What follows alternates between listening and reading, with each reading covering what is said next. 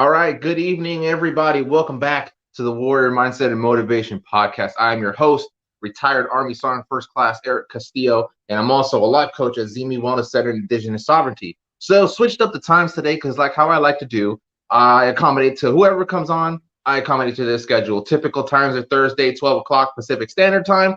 But if the person I have coming on has to do a different time, a different whatever goes on, then I make that work for them so that way they fit and it works out to accommodate them, because if I don't accommodate them, well, they ain't gonna come on. So I mean, I gotta make it work. So today I got a Marine Corps, and it's another Marine. Luckily, I'm on like a Marine trend. Like I said it with the last guy I was with Matt when he came on. He was a Marine, and then the person. So it's like I'm batting 1,000 right now, 3 for 3 on Marines. So apparently, Marines just need to speak these past couple of weeks about whatever's going on. So another Marine here. His name's Tim. He's actually a licensed psychologist. So we're going to get a different spin on things. So as we normally hit the service and deployments and transition and stuff and how his transition went, but he's going to spin it up and throw some clinical stuff out there, some psychological stuff, and what actually happens with veterans when we go through our trials and we go through our dark times. Like this right here, for people in the military, know this phrase, this right here, and I'm going to do this right here is the subject matter expert over here. That's what it is. I had to do the mix because I'm reversed, so I had to make sure I point the right way. But I'm gonna give the floor to him here, and he's gonna go ahead and talk about himself and what he did in the Marines, and whatever, however many crayons he ate, and what was his favorite color, and did it taste like chicken, and things like that, and So yeah, Tim, go ahead, take it away, and let everybody know about you and what you do. Yeah, absolutely. Thank you so much. I will say the red crayons happen to be a delicacy, so I appreciate the shirt collar. Just gonna throw it out there. So my name is Tim Swiger, and as you've already said, I am a Marine combat veteran. So just a little bit about my history. I don't want to give you guys a bunch there because I want to focus on a different area. But so I actually enlisted and served in 2006 to 2010. During that time, so my family happened to be very egotistical. We needed our own branches. So my older brother was serving in the Air Force at the time. And not only did I go to the Marine Corps, but my twin sister actually went to the Army. And so our first deployments as a group, we actually deployed within 2 weeks of each other, all of us. Wow. So my brother went to Qatar, my twin went to Baghdad, and I went to the Helmand River Valley in Afghanistan. Oh, So geez. it's like, just, quality time. But I completed 2 tours while I was there. The first one, I was a security element for MARSOC. And then when I got back from that deployment, I actually opted to go back to 3-8, which was my battalion. And about 5 months later, I was right back in the same province in Afghanistan with them. And so really that all those military experiences, those opportunities were very unique. But with that said, I actually went to the military with the whole idea of never going to college. That extremely backfired. Mine was the opposite. Mine was, hey, I'm going to college, 4 years done, knowing that shit turned into 17 and a half. So yeah, so it's just the way that stuff works out, right? You don't plan for that. But I will say for me, when I came back from my second deployment, I struggled a lot. And I'm going to talk about a concept today that's a little bit different. I'm probably certain to a degree that most of the people in this podcast probably have not heard of the construct of moral injury. But I really struggled with that and PTSD and those pieces. And so when I came home, part of the reason I ended up getting into psychology in the first place was I was honestly trying to figure out what was going on. I didn't understand why I felt really numb and detached and removed from most of the people that were around me, and honestly didn't care. I was happier that way, and drinking pretty persistently, really from about 2010 to 2012 range. So that was kind of my start out, if you will, in the psychology realm. Okay. Well, that's pretty neat. And I was thinking too, as you were talking, as you went from one deployment to another. And I don't know if this happened to you. Like me, I went to Afghanistan 3 times, and it was all back to Kandahar, the same place. And it's funny how it changes, but it looked the same. But then actually, I actually ran into someone that remembered me from 2003 when I went the first time. And then when I went back in wow. 2010, they remembered. And then when I went back in 2013, I met someone from 2010 and they actually remembered me still. So it's I don't know if you've had that, and it was kind of neat to be like, they're like, Castillo, and I was like, yeah. They go, oh, you've leveled up in rank, and I was like, well, yeah, you know, like, but they remember. It's like they don't forget because of the role that you play there, and that also kind of hits you psychologically too, because it's like, dang, you don't really like intentionally try to forget those people, but you know, the civilians, they remember. And like they always say, you remember a face, you know, that there's a face that you will always remember. And apparently I had that one. And I remember there was and this is kind of like the same thing, and this also kind of hits a psychological thing too. I was 2000, was it 2000? It was the last one, 2013, in Afghanistan, in Kandahar. They have like a parade, and basically every like, I'll say like village or whatever, they display their flag. You know, every like town, city, village, you know, type of heritage name has a flag and they display. Well, that's like a peace zone in Taliban was the same. It was the same way. They had theirs is the white flag, and we were trying to get through, just trying to navigate through that mess because we had the big old MRAPs, so we had big old vehicles trying to get through. And I hopped on the ground to walk through to try to get out, and I bumped into a Taliban guy on the ground, and we bumped into each other and we looked at each other, and my gunner was in the hatch, and then they had a female up in their vehicle holding the flag. I look at her and she's looking at me, and I look at him and he looks at me, and we're like close to close, like this close, like face to face, and he just looks at me and goes, "Not today."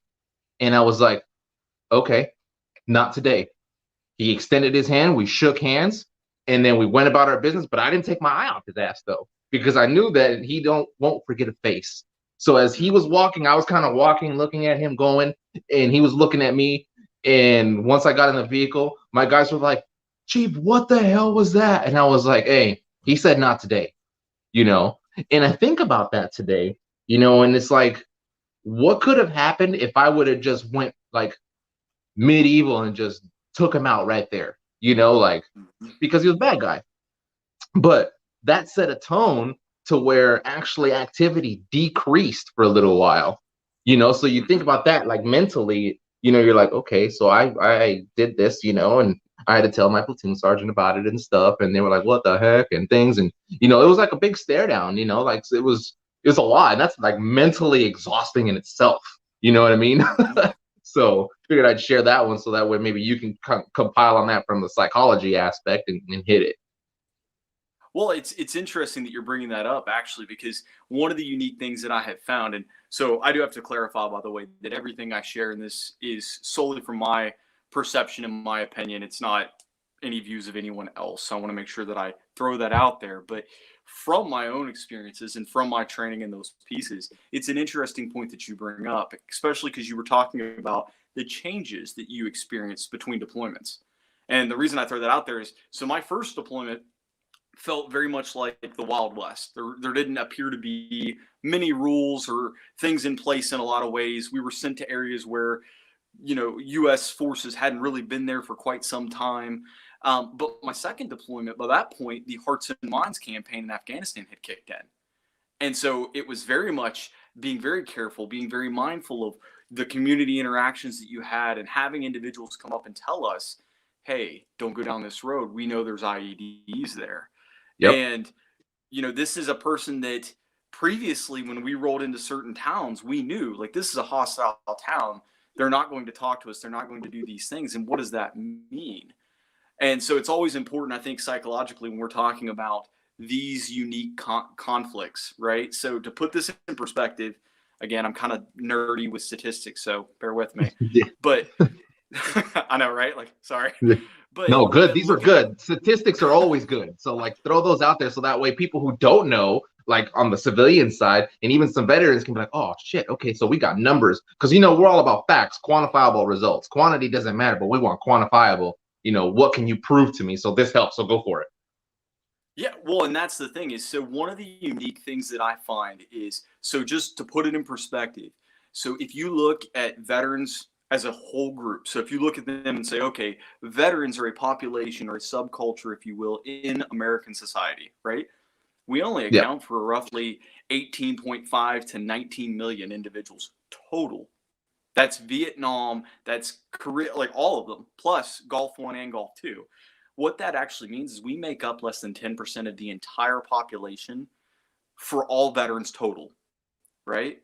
But what's really fascinating is the fact that when you look at OEF, OIF, O&D vets, so this Gulf Era 2 veteran group, right? So 2001 and beyond, you have a statistically unique sample just with that one crew. And what I mean by that is 3.3 million. That's it. Those 3.3 million have served in two of the longest conflicts in American history by themselves. So only 3.3 million have been at war for 20 years by themselves. And not only have they been at war, they found themselves in a unique position very similar to what we saw with Vietnam. We didn't know who we were fighting for the most part. We experienced a lot of guerrilla style conflict and terror tactics, those pieces.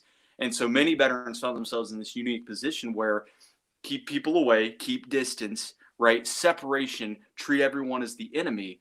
And then you have these experiences that happen where the guy looks at you and he says, not today.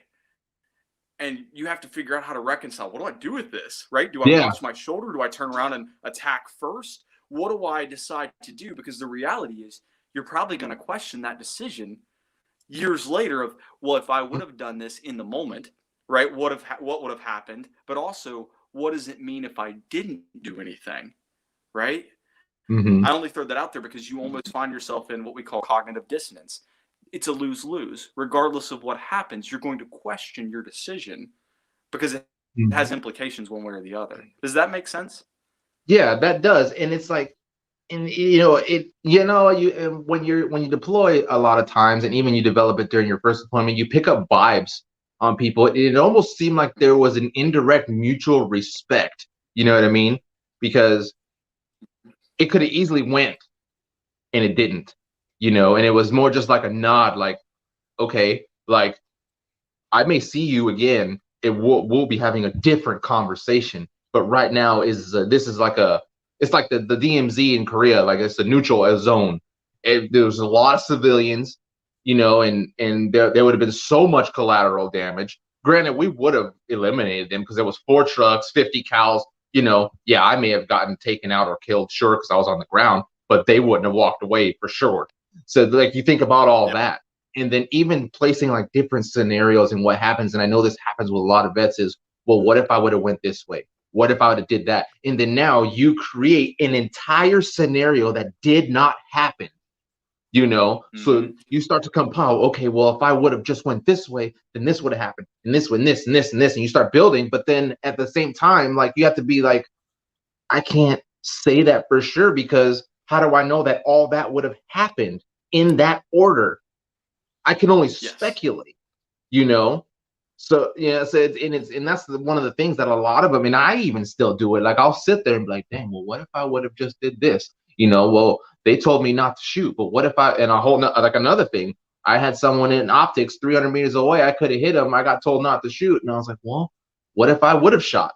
Like what would have happened? Like, and that was during the time where the war shifted to a whole political thing, where it's like you had to ask and things, and I got told no, and so it was like, now there's that. Well, what if I would have shot? Then I know I could have hit him, but then, well, what if I missed? So then you start coming up with all this stuff, and I think that becomes overbearing on the brain. So, and it does. So one of the unique things I'm going to throw out here as a psychologist is, so I'm trained in what they call cognitive processing therapy, right? And really what that means is we look at stuff just like that, because you're right. We have a tendency to look back at events and experiences, right? And pick them apart. And you've probably heard someone say this at least at one point in time, right? You have seconds to make decisions, but you have a lifetime to pick it apart, right? Mm-hmm. So what cognitive processing therapy actually does, so for veterans who are struggling like you were just laying out, I hope you're listening to me right now and maybe considering this opportunity, because we do look at those if-then statements, right? If I had just went left instead of right, then this dude would still be alive. right? I should have known. But the reality is, do we know if there's evidence there to know in the first place, right? There was a reason you made a decision in that moment to do it. But the reality is, over years, you pick it apart, you simplify it, right? You take out all those pieces and it becomes so simple. Yeah, if I had just went right instead of left, then this wouldn't have happened. When in all actuality, if you would have went right, there could have been a daisy chain right there, and you just lost your entire squad versus one guy. So cognitive processing therapy does a lot of work examining what you're telling yourself, how you're doing those things, to really start to address, is this something that I have to figure out how to accept and grieve and be sad about? Or is this something that, you know what, I'm not actually being objective here. I might actually have a skewed view because I've told myself this years over years over years, and I'm the only one telling myself. So I'm not taking in any objective evidence, if you will. And so I'm not actually seeing it the way it might have actually happened. It's like emotion fueled at that point. Does that make sense?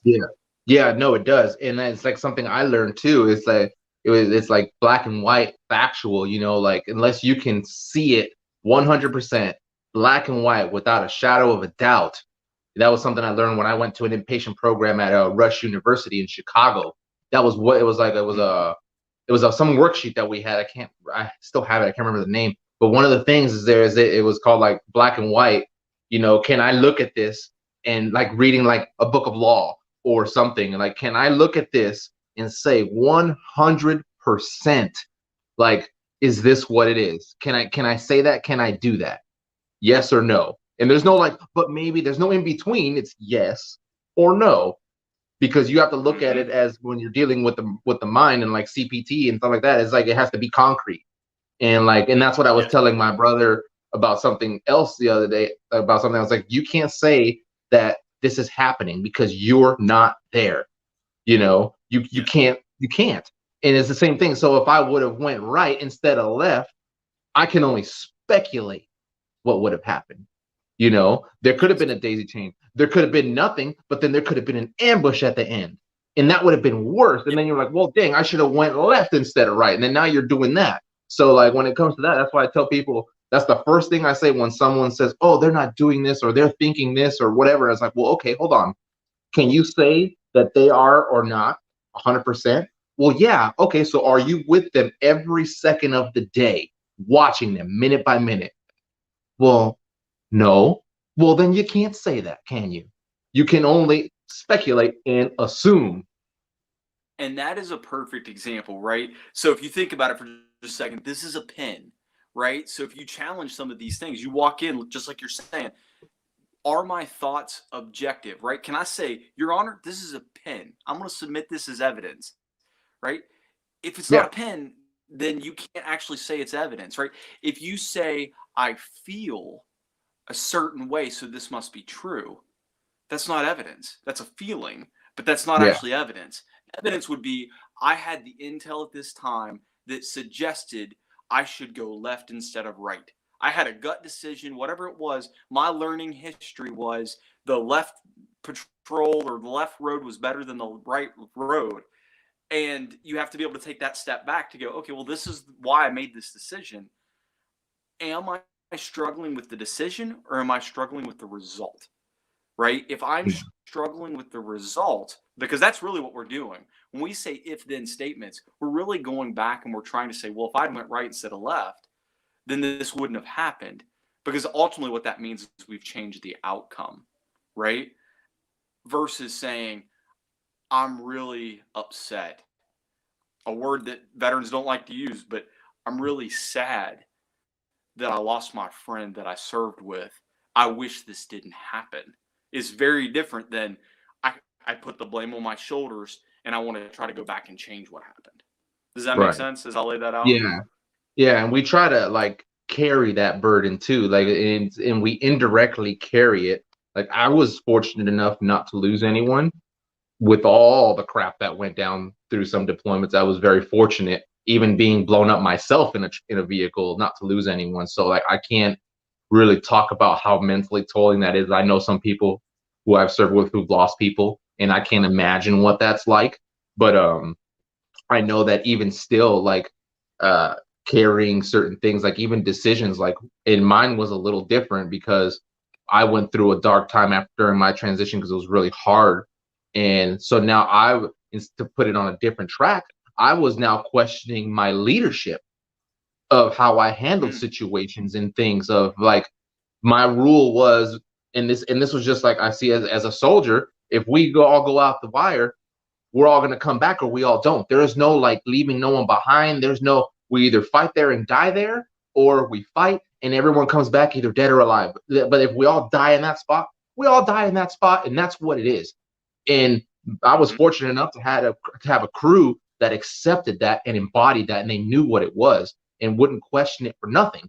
So now, as I progress, and that's what I teach, yes, I've trained excellent leaders, and now they're platoon sergeants and first sergeants and sergeant majors and stuff, so now I'm like, well, shoot, are they going to be like me when I get out, completely in disarray? Like, did I just set them up for failure because of how I am now, and now everything I went through and what my brain is, what I'm doing to myself? Did I do that to them?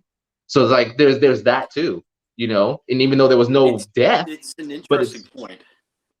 Yeah, go ahead. So I'm sorry, I didn't mean to interrupt. I wanted to say, like, that's an interesting point, because one of the things that I want veterans to hear, right? And I hope they're hearing it from you and I, right? We're veterans as well. So, but one of the things I hope people hear is, you can question that right there, that thought pattern of, did I set them up for failure of these pieces? But the reality is, the nature of war is different. The mindset that is required is different. And so some ways, right? I told you, like, my specialties are PTSD, anxiety, depression, moral injury, those pieces. And a lot of times they end up being a result of what happens in the military, right? So from those experiences, from those ways you're thinking, these things ultimately come out. But one of the things about that is, sometimes the reason that you end up struggling with those things as a civilian is because they were actually really adaptive. They were positive, if you will, when you were overseas. And so the simplest example I can give is, if you do lose someone overseas, if you lose your emotional shit in the middle of a combat zone, what happens? Right? Things go Somebody's crazy. Probably going, yeah, something's going to go wrong. And unfortunately, if it goes wrong overseas, it's likely that either yourself is going to die, right? You are going to die, or what many veterans would view as worse, you're going to end up resulting in someone else's death, right? I lose my emotional stuff. I can't deal because I just lost my friend. And so what veterans learn to do then is they compartmentalize. They take the beach ball, if you will, and they shove it down. No, that's not there right now. I'm going to use my anger, and I'm going to pretend like everything else isn't there, right? So it was really adaptive at one point. So to address that thought pattern, if you will, that you're laying out, were you setting them up for failure outside of the military, or were you preparing for them for the job they had to do while they were still in the military? Right. Because that may not always be the same. Yeah. It makes sense. That's a good one. And I had to have that someone explain that to lay it out in that way, I think. Go ahead. It's difficult, right? No, go ahead. I didn't want to interrupt. Oh no, you cut out, so I thought you were done. But I was just gonna say that, yeah, no, it is. I've heard it that way, the way you explain it, and then it's like, it's something I had to really, it was like a hard pill to swallow, because like, where it's right and that's what it is, but the inside the brain doesn't want to believe it, because we get ego, pride. No, I'm right. No, I know what I'm feeling. I know what it is. When really it's like, no, like, I can't do that, because if they do that, that's them. But I trained them for what was happening at the moment. I needed this mentality. I needed this attitude, and this is what I needed so we can be successful. And that led to successful missions, to no injuries, to no casualties, because we had that mindset of go back or not. But we will do that all together. We will either all die together, or we will all come home together. There was no in between. And there was people who weren't comfortable with that. As soldiers, we're not comfortable with that. And I was like, well, then you don't have to come. And they didn't. And that's fine. I didn't hold anything against them. I was like, cool. You can go with someone else. but if they, and that's just the mentality that I adopted, and it worked. And I had to swallow that pill of like, dang, okay. So I had to rework, especially how you brought it up and talked about what you just said. It was like, oh, so maybe I didn't do that to them. It was for what I needed there to bring them back. It's just now they got to do the work to not let that affect them when they get out. And that's the challenge, right? Using the hammer in the military because you need a hammer makes all the sense in the world. But when you come out, if the only tool you keep in your toolbox is a hammer, everything better be a nail, because if it's not, you're going to struggle, right? Unless you're willing to figure other things out, whether that's therapy or social support people around you, whatever that looks like. If you don't do those things, then you're going to treat everything like you did in the military. The problem with that is, right, in the military, it's that all or nothing, right? We're going to go out, we're all going to bring each other back, take care of each other, and this is how it's supposed to be, or we're not, right? It's either going to be all good or it's going to go all bad, but it's going to happen this way, right? But the one thing that veterans really struggle with transition, and I see it a lot, even in my own transition to a degree, was when you come out, not everything's black and white. It's not all or nothing. It's that difficult gray area that you're not used to dealing with, because in the military, there's rules, there's regulations, there's a contingency plan for contingency plans, right? Like we're out here, you not only may feel like your family has been ripped apart to a degree because they got sent to other units or they got out when you got out in those pieces. So all that psychological safety net that you had built in, where you were struggling and, you know what, maybe I'm going to drink a beer and talk to my buddy, or however you were coping, suddenly you're doing it alone. And that's something I find with a lot of veterans that they really struggle with the transition coming home, is not only am I not sure exactly how to manage these things or, translate emotion. I'm mad all the time. I don't have other stuff going on. I also have to do it alone.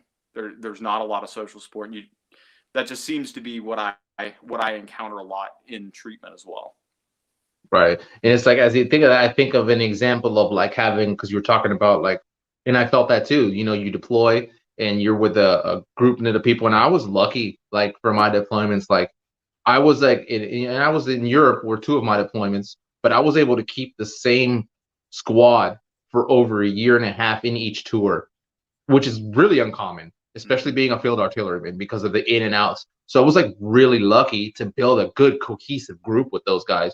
But it seems like when everybody leaves, you have like a perfect puzzle on a table, and then when it leaves, you just take it and you go, boom, and you just throw the puzzle, and it goes all over the place, And that's the transition of getting out. Like puzzle, gone, and now you're looking at puzzle pieces everywhere, and you're like, what the hell? Because you don't know what to do. Yes, I think that's a perfect point. And I will say, I'm going to maybe bring up a topic. I know we haven't really planned this out and stuff. So, but I'll say this. It's interesting to watch as things unfold after people transition. And so I'll just use my own example. But I'm wondering if other veterans maybe will relate to this. And that is, you get out of the military, you start to find your groove. So after that 3 to 6 month honeymoon period where everything seems amazing because you're allowed to go do what you want, right? Like, I'm just saying I enjoyed that part. But after that period, right? So a lot of veterans, by the time they hit that 6 month to a year mark, that's when they start to notice, like, oh, I'm really irritable. I'm edgy all the time. I feel super alert. What is this? And so a couple things tend to happen. One is you start to see increased substance use. So not only is mental health starting at this point to a degree, a lot of veterans really in any given year among our cohorts, so it's about 11 to 20% are going to be diagnosed with PTSD and or depression comorbid. So you're going to have pretty significant mental health coming in. But when you really take that a step further, after that 6 months to a year mark, you also see really significant climbs in substance use. So not only did veterans have a tendency to use while they were in the service and drink a little bit here or there or those pieces when they get out, but when you look at the research in those pieces, it's actually really significant. And when I say really significant, just to put that in perspective, so I've told you how small our group is. The estimates are anywhere from about 10.6% all the way up to 46.6% of veterans at that 6 month to a year mark are going to develop some type of substance use disorder, whether that's methamphetamines, heroin, alcohol, cannabis to some degree, but that's typically not included in those types of studies. But you see a pretty significant increase in substance use. And so one of those two things tends to happen around that mark. But the reason I bring this topic up is, so when I transitioned home, everything went really well for the most part, like cliche, like, oh yeah, everything's Skippy now, great. And so it was fine. I was managing. I completed my undergraduate in 3 years flat, went straight to a master's program, knocked that out as well. And it really took me time to really step back and look at my own pursuits, if you will. And what I mean by that is, so veterans go to mental health, they go to substances. Other veterans have a tendency to go to work or school or those things. They dive in very deeply because they're keeping themselves busy, right? If you're busy, you don't have time to worry about intrusive thoughts or issues that come up with PTSD or moral injury or those things. The reason I'm telling you this, though, is you will potentially have yourself setbacks that are unanticipated, that are unrelated to you. And so for me, I had 3 of those setbacks between 2013-ish into 2015. And so the first one ended up being a really close friend of mine that was in my squad, ended up dying in the States in a motorcycle accident. He was hit by a drunk driver. And so, that loss in and of itself was difficult, but it also started to bring up other losses for me over my 2 deployments. But, I was able to manage. I was able to deal, using what I needed to use at the time and still trying to figure out what was kind of going on. Fast forward just a little bit, and I ended up losing one of my roommates and a buddy of mine who I deployed on the second deployment with to an overdose. And so, I was really struggling with that. I was like, okay, this is a lot. I'm not sure what to do with this. And so ultimately I was like, I'm going to dive deeper into studies. I need to figure out how to fix this. I need to figure out how to take care of my guys. A very similar concept to what we were just talking about when you're overseas. And so that didn't leave me. But really the walls came crashing down in 2015. So I think I told you earlier that I served with my brother and with my twin sister. And, I came back and kind of had my own struggle, but I was doing okay. My twin found herself in a position where she started going to substances, and that was the way she was coping and dealing with her deployments. But it was my brother that I didn't anticipate. He was very successful. He had 11 and a half years in the Air Force, was working down in Florida at Cape Canaveral with SpaceX, and was really excelling. But in 2015, he completed suicide. And at that time, the very person who got me in the military and essentially outlined what it meant to serve and how to serve was gone. And I had to figure out what to do with that. And so I'm not going to lie to you. I had already been accepted into the doctorate program, and I significantly considered whether or not to continue. There was a part of me that had determined at that point it may not be advantageous for me to continue to try to work with veterans at all, because I could not manage. I could not maintain. I had the summer off. I fell into a deep depression myself. I couldn't manage. I found myself in very much similar situations that we're talking about related to stuck points. So those if-then statements, those pieces of trying to go back and figure out how I could change it, and also realizing that I couldn't. And so for many veterans out there, you may find yourself in that position where some of these experiences happen, and after they happen, you realize that war doesn't end, that this stuff will continue. And if you're not okay, what are you going to do with it? Because it's not going anywhere. And for me, I think, like I said, I worked really hard. I stayed really busy. I used some alcohol from time to time here and there just to manage and cope. But it was that moment that it hit me so hard that this wasn't going away. This is here. And we know the statistics. I don't have to throw those out there. I will say that I hear the argument all the time about 22 veterans a day and how accurate that statistic is. I will say that they replicated that study in 2018 and found that it was still at 21.5. So we are losing veterans at an astronomical rate. To put that in a ballpark, just to clarify, 1 in 5 suicides in the United States total. So we only make up less than 10% of the population, but 1 in 5 veterans, right? 1 in 5 individuals, I should say, in the United States who completes a suicide will be a veteran, even though we're such a small group. And so that is one thing that I really wanted to kind of bring up, because like I said, it's one of those things I have struggled with, but also I see veterans who are really doing well. They're excelling, they're succeeding, everything seems to be good. And then they have a loss, or they have some of these things that happen, and suddenly everything that they thought was okay comes right back like it's never been gone. So I don't know if that's been one of your experiences or not. I know you've talked to many people who have struggled in those ways.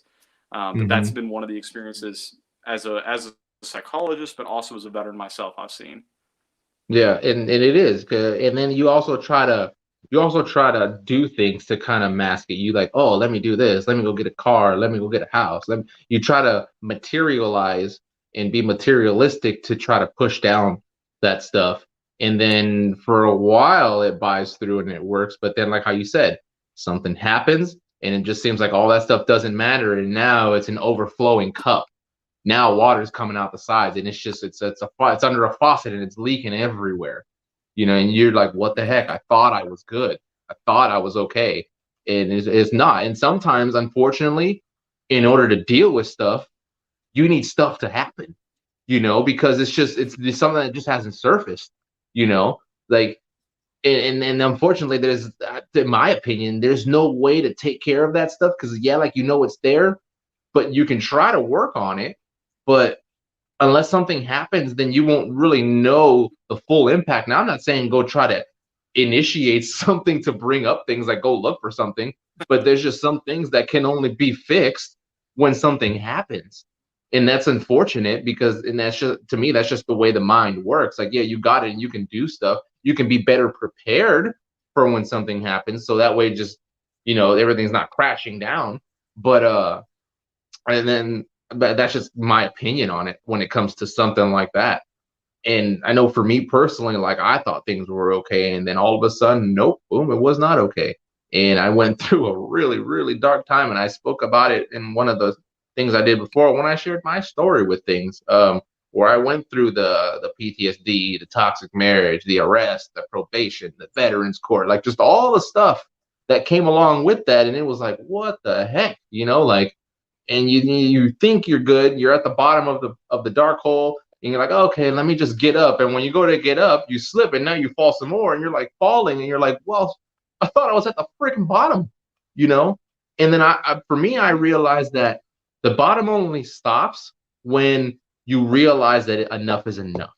Then you hit the bottom, and there's no more cliff, and now you just go up. You may not have a light up there at the moment because you're really far down, but go up and you will eventually see a light.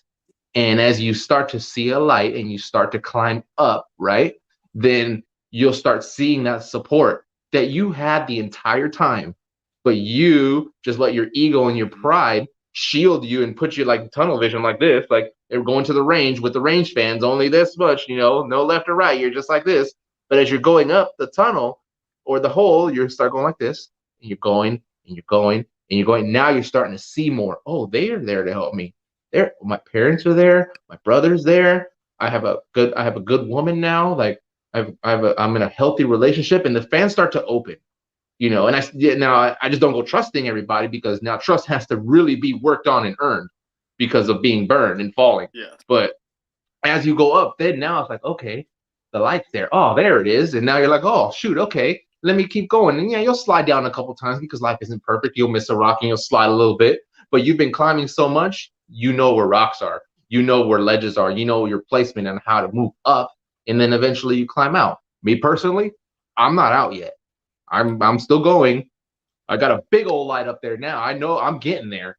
Couple of slides down, but I'm getting there. And I just, then And I think once you fully get there, then then you can be like, okay, cool.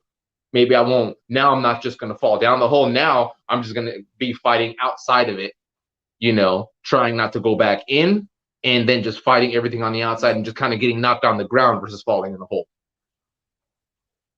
Yeah, and I think that's a good analogy, because the reality is I use a beach ball a lot. Oh, I'm sorry. Mm-hmm. No, go. I was just going to say that one of the things that I use a lot is I use a beach ball analogy, but it's really true. So for veterans out there who are debating whether or not they should seek care or those types of things, first of all, I hope you hear that there are providers like me that get it. There are also providers who have no military service, but have dedicated years and years and years to try to understand and want to help. And so I hope that you guys hear that. But also, I use this beach ball example because the reality is many of us, right? You look like a big guy. If I said, could you take a beach ball and shove it under the water, right? Like, call me crazy, but I'm putting my money on you, right? Like, I think you could do that. But that's exactly what mental health is, right? So mental health is, I remember being in boot camp, right? The cotton balls, right? You'd have these muscle-bound dudes, just Jack Diesel guys, and they'd hand them these cotton balls and be like, hold it out for a minute and just hold it there. And they would hold it, and they would hold it, and they would hold it. And eventually you look over, and this big Jack Diesel guy, his arms start shaking. It's a cotton ball, right? Mm-hmm. Just like a beach ball. You all are big. You can do your thing. You can shove this stuff down and pretend like it's not there. You're really good at that. The problem is eventually your arms get tired. Eventually you get wore down. The people in your life get tired of trying to support you, and you pretending like you don't have a problem. And so what happens is that ball flies out somewhere, but it's not controlled. You don't know where it's going to go. It's just coming out. It may come right up in your face. It may hit somebody else that you didn't intend to send it that way. And suddenly, you're like, I don't know what happened to my marriage. I don't know why my kids are afraid of me because I punched a hole through the drywall. Right. And so what do? You immediately grab that stuff and you tuck it back under the water again. And you apologize. Like, I don't want to ever have that come out and affect anybody else. This is my stuff. I'm going to shove it back down and it's done. I'm not going to mess with it. But eventually your arms will get tired again. Yeah, right? That's what true. Health is. And so, go ahead. No, I just saying that's true. Mm-hmm. It's really hard for me, I think, when I think about how many veterans. So one of the things, if you all ever want a good resource to look at to really understand the difficulty that veterans can present, there's an article. It's called Combat Paradox. And the article essentially writes out all these different issues that veterans come up with that they may not be aware of, but they present with them. And so, like, one of them, for example, I wrote it down here just so I would remember it. It's called the silence paradox, right? And so essentially what it says is no one understands what it's like, while they also hold the exact same belief that I don't want to talk about it. Right? It's an oxymoron. Another one of those silence paradox. It's exactly what it is, right? I need to get this out of my head. I don't even know how to say or describe it. Right? And so what happens is that's how veterans get stuck. They don't move on, right? Like, I served my time. I was honorable. I was courageous. I was strong. If I seek help, that's a sign of weakness. And so they build those barriers without even realizing they're building them. And so they just shove the ball under the water because that's what they've done. And at one point in time, that was effective when you were overseas because you didn't have time to deal with what was under the water. But you're not overseas anymore. And so when you're home, if you don't deal with those things, right, if you use the same coping skills that you used that worked in the past, they're probably not going to work today. And so that's one that, like I said, I think it's a great resource. It really brings awareness to multiple issues that we as veterans as a whole kind of do. And I'll own I've been in that boat at one point in time. I was like, no, I'm fine. There's no problem here. I know you've talked about that a little bit as well, right? So it's one of those things where you have to really be honest with yourself first. And then once you're honest, are you willing to put in the work to actually deal with it, or do you just shove it back down? Right. And I think one of the things too is that when someone says, "Oh, I'm doing all right," that to me, that's like the, hold on, you're doing all right. Or, "Oh, I'm doing okay." Doing okay. What's going on? Like, we indirectly tell on ourselves. It don't even know it, because I even do it sometimes. My fiance will be like, "Hey, what's going on? What's going on? You okay?" "Yeah, I'm all right." And she just goes, "What's going on? What's happening?" Because like we can't help it. We tell on ourselves either with our face or our micro expressions or our body language. And even if we try to mask it all up, or is it, "Oh, I'm good." Okay, now you just spoke high pitch. What's wrong? That's when someone really knows you. You know what I mean? So it's like we indirectly tell on ourselves. So it's like, if you have a buddy, for people watching, if you got a buddy and you ask me, "Hey, what's going on, man? How you been?" "Oh, I'm doing all right." Doing all right. Yeah. So what's been going on? Don't automatically assume something's wrong.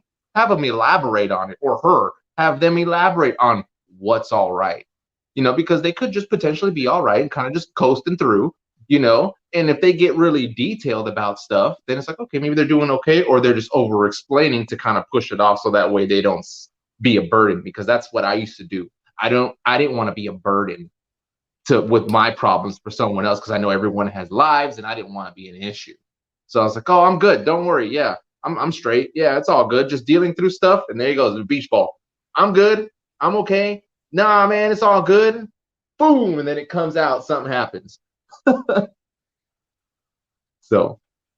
Exactly, though. You're absolutely right. Like, and it'll honestly, like, it's one of those things, like, you don't plan on the beach ball coming out, right? Like, those things kind of come out of, you're like, "Oh, I thought I had it." Yeah. And for those who like, "Oh, I can do it," take your freaking candy ass to a pool with a beach ball and go try to hold it down, sit on it or lay on it and watch what the hell happens. Because as a kid, I tried to do it. And you're either gonna tumble in the water, the ball's gonna flop out, or whatever, but that ball is gonna come out, whether you want it or not. It's gonna pop out the water, and who knows, like how Doctor here said, it's either gonna go this way or that way, it's gonna pop you in the face. You don't know what's gonna happen, but that ball will not stay under there. And the only way you're going to get rid of that ball is if you face the stuff, get your knife, and you friggin' pop it. And then there's no more ball. Then you start making tracks with progression. Mm-hmm. There you go. So I want to ask you, just to, I have some other areas I could go, but I'm aware of kind of the time. So do you have anything in particular that you have questions on? I know we've kind of talked about a bunch of different things through this talk that I could address for you during this podcast. Looking at time here, we got about 10 minutes. So I think one would be, is if you can elaborate really quick on, if I had to put one, it would probably be like maybe the barriers on reaching out, because I think that's a huge one for like asking for help, like saying like, "Oh, hey man, I need to talk," or even if it's your friend's a girl or something, or, "Hey, what's going on? I need to talk." You're the only person I can go to. But getting over that hump of actually asking for help, because I think that's the biggest thing, is the pride in asking for help, or even calling the hotline. I've called the crisis hotline before, and you know what? I spoke to a lady on there, and she had to be from like the South, because like she had that like swaggish attitude and like accent, and like, but you know what? I appreciated that though, because she kept it level and she kept it real, and she actually talked me down. It was like 2.5, 3 years ago, and she was legit. I don't remember her name, but she was like, "No, now look here, Eric. What you're thinking about is just craziness. Let me tell you why." And she was very, very slang with it, but it related to me and it worked. So like that Veterans Crisis Hotline is legit. So if you can take a few minutes and just highlight how to jump over that barrier, I think, and then we can close it up. Yeah, no, I think that's a great point. So first of all, just because you were on the crisis line, I will say you don't have to be in crisis to call the crisis line. So you don't have to be suicidal or homicidal. Like, you can call the crisis line and literally just talk. That's what it's there for. So first of all, I just love the fact that you use that, because that's exactly what it's there for, right? But to go back to your point, so barriers to care in those pieces, there's a couple things that really pop up. I had this and I didn't know if I would share it because it's honestly it's a pretty stout statement. But sometimes I think that it's helpful for veterans to hear the experience of another veteran, especially when it comes to the reality of what it means to get help or not. And so, one of the things about veterans as a whole is they have a tendency, right? If you want to picture how they're doing as a car, adapt and overcome all these different adages, right? Embrace the suck, da da da da, right? Y'all drive the road and the engine's knocking, like the car's not running well, and you just keep pushing on. It's the greatest strength I think veterans have is I don't think there's anything for anybody watching this podcast that I don't think you could get through if you wanted to get through it, because it seems as though regardless of who I talk to when it comes to veterans, they have the unique ability to rise above and get through things. The problem comes when they just get through their life, right? When you're not enjoying life, when you're not doing things in a way that actually means something, that, what my life is basically done. I'm just A to B to C, and it just is what it is. And so, a lot of times I think about that, and I think about, so there's a guy that I originally read about him, and his name was Noah Pierce. I don't know if that name sounds familiar or not. But his story is something that just tore me up. I think in some ways because it put on paper what we don't see a lot of times with statistics. So we've talked about 18 to 22 veterans a day, but in all actuality, I don't think it means anything to anybody anymore. It's become a statistic that we're so accustomed to. You see it printed on T-shirts, you see all these pieces, but we almost lose sight of what it actually means. And so at one point I actually did a video where I wrote out and I factored in, and ultimately, there's roughly over 8,000 individuals die each year, veterans, by suicide. That's the actual statistic, right?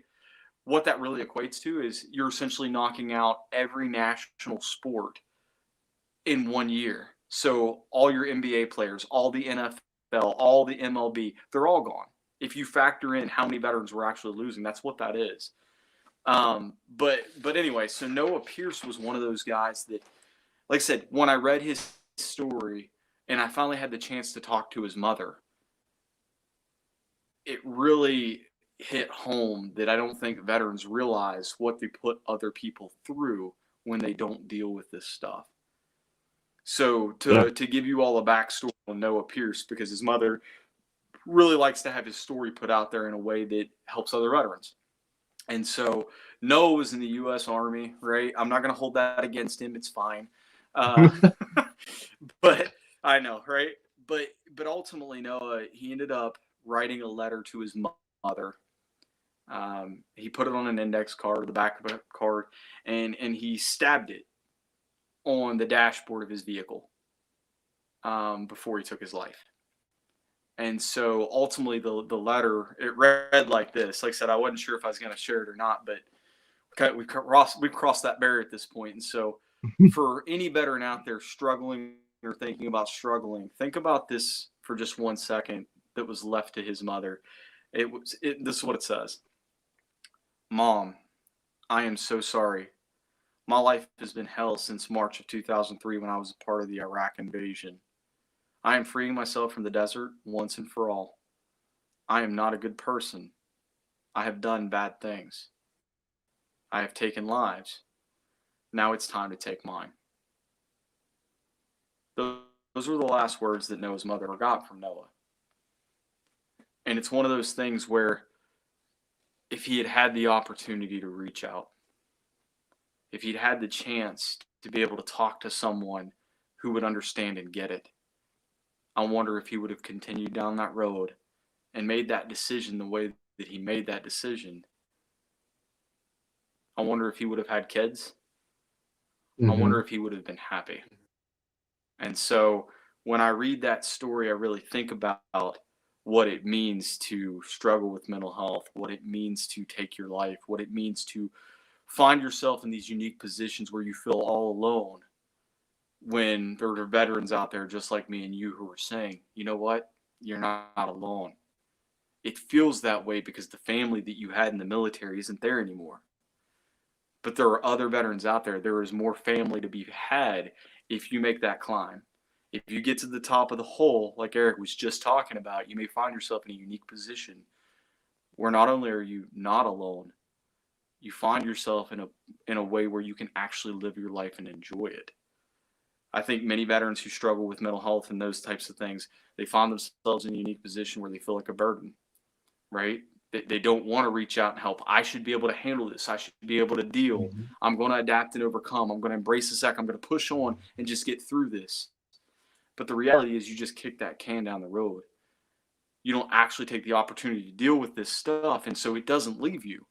Eventually you get down the road and that can is still there. And I think for a lot of veterans, that's what we find is they feel like this stuff doesn't go away, and so they want to get rid of it. But they don't know how, and they keep trying to do it alone. So that would be the one thing that I see so much in treatment, right? The whole mentality of weakness and, you know, those pieces related to the military culture. But the reality is it's a whole hell of a lot harder to come to treatment and talk about and deal with this stuff than it is to pretend like it's not a problem. The biggest thing I'll tell guys that are watching this video, so men, women, all you all out there who've been through this stuff, you've already lived through it. Going into treatment and dealing with these things, you weren't alone when this stuff developed. You shouldn't be alone fighting with it now. And so that's one of the biggest issues that I see is you're stronger than you give yourself credit for. But you don't even see that piece because you possibly don't even feel like you're the same person you used to be. When in all actuality, you're both. You're just dealing with stuff that you've been dealing with for a really long time. And everybody needs to be able to figure out how to set the pack down at some point, at least for a little while, and unpack it just a little bit. Make it lighter because you're always going to remember. But it doesn't have to be in a way that holds you back. I know one of the things that I talk about a little bit in a different video for my stuff is the difference between honoring and punishing, right? And so when we lose people or we struggle with some of these experiences, how do you honor those experiences versus punishing yourself and holding yourself back? Instead of finding yourself in this unique position where you stop living, you start living for them. You start finding a way to make others proud of you, especially for those individuals that would die over again just to have the opportunity to be with you or to move forward with you. And so that's one unique thing that it's part of the barriers, but it's also it's a unique challenge for each one of these viewers and everybody out there is you are stronger. You've lived through this stuff. Reach out, get some help. Don't do it alone. This is exactly why we do these podcasts. I don't know if that all made sense because I kind of rambled there. I got a little on my soapbox, but no, that's where my that's passion good. lies. That's perfect. And as it comes to a close here, because there's a couple minutes left, that usually asks for like a closing to kind of do something, but I think that speaks in itself. And I think the primary message, and I've never heard it, so I kind of just threw it in my own. And just to leave it is with you didn't go alone to combat. You went with a group of people and you fought together. So why the hell do you think you need to fight this battle alone after combat when you did it with people? Do it with people now. Yeah. Because you did it before and you were strong enough to do it then. So now do it again, except with help instead of by yourself. So I think that was perfect. So I kind of just took that. Go ahead. Well, if it's okay, I've got one quote. Go for it. Well, I always like to leave off with this one. And when I say always, I've used this quote once before, but I hope this makes sense. So mental health wise, as a last sign off, if you will, I love Douglas MacArthur. His quotes, I don't know why, I just do. It's a thing. But I think about mental health as a battle. And it's one in which you're not always trying to win, you're just trying to advance, right? But one of the things Douglas MacArthur really hammers is he says, it is fatal to enter a war without the will to win it. The reality is with mental health, if you are not willing to fight and put in the energy, effort, and motivation and use the supports and the people around you and realize you're on a team, you will fail, you will struggle. you will not succeed. And so you all are better than that. We know you're better than that. We're here to be on the same team. Right. I think that's a perfect way to close it up, man. Well, I appreciate everybody for watching. I appreciate Tim for coming on here and sharing some knowledge. And I will see everybody next week with our next guest. So I appreciate it. Thanks, Tim. Thank you. Take care.